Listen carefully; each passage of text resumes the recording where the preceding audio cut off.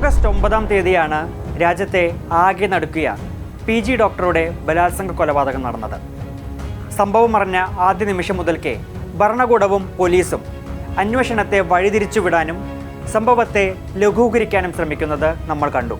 ഇരയ്ക്ക് വേണ്ടി മമത തന്നെ രംഗത്തിറങ്ങിയെങ്കിലും സർക്കാരിൻ്റെ ഗുരുതരമായ നിഷ്ക്രിയത്വത്തെ മായ്ക്കാൻ അവയ്ക്കൊന്നും സാധിക്കുമായിരുന്നില്ല. ആദ്യമായല്ല മമതയുടെ ബംഗാളിൽ ഇത്തരം സംഭവങ്ങൾ നടക്കുന്നത്.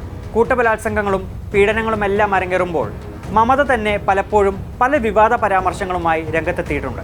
അവയെല്ലാം സ്ത്രീ സുരക്ഷയെ മമത എങ്ങനെ നോക്കിക്കാണുന്നുവെന്നതിനുള്ള മികച്ച ഉദാഹരണങ്ങളുമാണ്. 2011 തെരഞ്ഞെടുപ്പിലാണ് ബംഗാളിൽ മമതയുടെയും തൃണമൂൽ കോൺഗ്രസിൻ്റെയും വേരോട്ടം തുടങ്ങുന്നത്. തൊട്ടടുത്ത വർഷം, അതായത് 2012 ബംഗാളിനെ നടുക്കിയ പാർക്ക് സ്ട്രീറ്റ് കൂട്ടബലാത്സംഗം നടക്കുന്നത്. ക്ലബിൽ നിന്ന് രാത്രി വീട്ടിലേക്ക് പോയ യുവതിയെ 5 പേർ കൂട്ടബലാത്സംഗം ചെയ്തുവെന്നാണ് കേസ്. വളരെ ലാഘവത്തോടെ മമത ഈ കേസിനെ വിശേഷിപ്പിച്ചത് തൻ്റെ സർക്കാരിനെ താഴെ ഇറക്കാൻ ഉണ്ടാക്കിയെടുത്ത ഒരു കേസെന്നാണ്. സംസ്ഥാനത്ത് ലൈംഗികാതിക്രമങ്ങൾ വർദ്ധിക്കുന്നതുമായി ബന്ധപ്പെട്ട് ഒരു താത്വിക അവലോകനവും മമത അന്ന് ചമച്ചു. സ്ത്രീകൾ പുരുഷന്മാരുമായി കൂടുതൽ ഇടപഴകുന്നു. മുൻപായിരുന്നെങ്കിൽ മാതാപിതാക്കൾ ശ്രദ്ധിക്കുമെന്നും ഇപ്പോൾ ആർക്കും ഒരു നിയന്ത്രണവുമില്ലെന്നായിരുന്നു മമതയുടെ അന്നത്തെ ആ പരാമർശം. ആ കേസ് തെളിയിച്ച ദമയന്തി സെൻ എന്ന പോലീസ് ഉദ്യോഗസ്ഥയെ മമത സ്ഥലം മാറ്റിയത് മറ്റൊരു രാഷ്ട്രീയ പ്രതികാരത്തിൻ്റെ കഥയാണ്.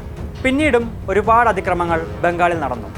കംദുനി, ഗംഗനാപൂർ, അങ്ങനെ 2013 20 വയസ്സുകാരി ക്രൂര പീഡനത്തിനിരയായി കൊല്ലപ്പെട്ട കംദുനി പ്രദേശത്തെത്തിയപ്പോൾ പ്രതിഷേധക്കാരെ നോക്കി കാർക്കിച്ചു തുപ്പിയ ശേഷമായിരുന്നു മമത മടങ്ങിയത്.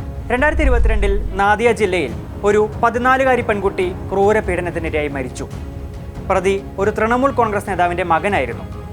ഈ സംഭവത്തെക്കുറിച്ച് മമത പറഞ്ഞത് ആ പെൺകുട്ടിക്ക് യുവാവുമായി പ്രണയമായിരുന്നുവെന്നും ആ കുട്ടി ഗർഭിണിയാണെന്നുമായിരുന്നു. സംഭവത്തെ വെറുമൊരു ലവ് അഫെയർന്ന് താഴ്ത്തിക്കെട്ടി തള്ളിക്കളയുകയാണ് മമത അന്ന് ചെയ്തത്. ഇത്തരത്തിൽ സ്ത്രീകൾക്ക് നേരെയുണ്ടായ ആക്രമണങ്ങളെ ഏതെങ്കിലും ഒരു തരത്തിൽ ലഘൂകരിച്ച് കാണുകയാണ് മമത എന്നും ചെയ്തിട്ടുള്ളത്. ആർജിക്കർ ആശുപത്രിയിലും സംഭവിച്ചത് മറ്റൊന്നുമല്ല. തുടക്കത്തിലെ അന്വേഷണത്തിൽ എല്ലാവരും തണുപ്പൻ മട്ട് സ്വീകരിച്ചു. എല്ലാവരും വിഷയത്തെ ലഘൂകരിച്ചു കണ്ടു. തൻ്റെ രാഷ്ട്രീയ ചരിത്രത്തിലെ ഏറ്റവും വലിയ തിരിച്ചടി നേരിടുന്ന സമയത്ത് അവസാനം കയ്യിൽ നിന്നെല്ലാം വഴുതി പോകുന്നുവെന്ന് തോന്നിയപ്പോൾ മമത തന്നെ ആ പേരുദോഷം മാറ്റാൻ നേരിട്ടിറങ്ങി.